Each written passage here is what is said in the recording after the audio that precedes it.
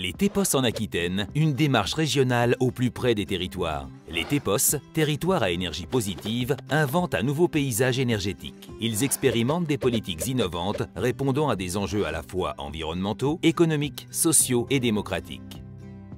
Dans les perspectives que nous avons, c'est un travail sur tout ce qui est déchets de nos entreprises. Nous sommes sur un monde qui est un bassin d'emploi, développement économique. On a le bois, on a la forêt et on a le métal. Aujourd'hui, nos ressources en bois, on est donc un territoire à 70% forestier. On est assez éloigné des papeteries. Et donc, on essaye de valoriser notre filière bois à travers la démarche TEPOS. L'avantage de la communauté de communes des Landes d'Armagnac, c'est qu'elle est partie dans la démarche TEPOS avec un projet déjà phare qui était la ferme solaire, initialement portée par la communauté de communes du Gabardin. Il faut savoir que la communauté de communes des Landes d'Armagnac est issue de la fusion de deux communautés de communes, celle du Gabardin et celle du Roquefortois, qui se sont unies en janvier 2013. Et le territoire roquefortois s'est appuyé sur l'expérience du Gabardin pour décider ensemble de travailler dans la démarche territoire énergie positive. Cette ferme solaire était quand même une des premières en France avec 300 hectares de panneaux photovoltaïques au sol et une puissance de 65 MW. Donc c'est un levier économique important et c'est surtout la preuve qu'on peut y arriver même sur un territoire rural à faire des projets innovants. L'objectif aussi était de dire, à partir de la démarche de la ferme solaire, on se rend compte que l'énergie produite va sur plusieurs territoires et hors territoire.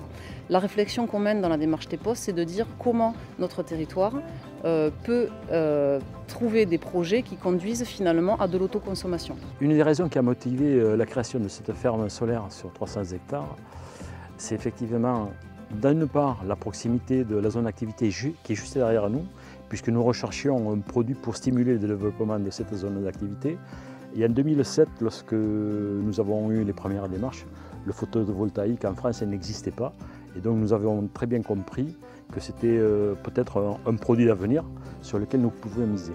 Nous avons eu, parallèlement à la construction de cette ferme solaire, le projet de création d'un pôle énergie renouvelable à proximité et entourant cette ferme solaire avec 3 piliers bien distincts: développement économique pour attirer des entreprises liées aux énergies renouvelables, formation professionnelle des artisans d'Aquitaine pour les projeter dans l'avenir et aux nouveaux métiers qui toucheront le développement durable, et pôle touristique et pédagogique que nous pouvons construire autour d'un site écotouristique du Gabardin. Mon rôle dans le projet TEPOS est justement l'animation de ce projet et de cette démarche au sein de la collectivité.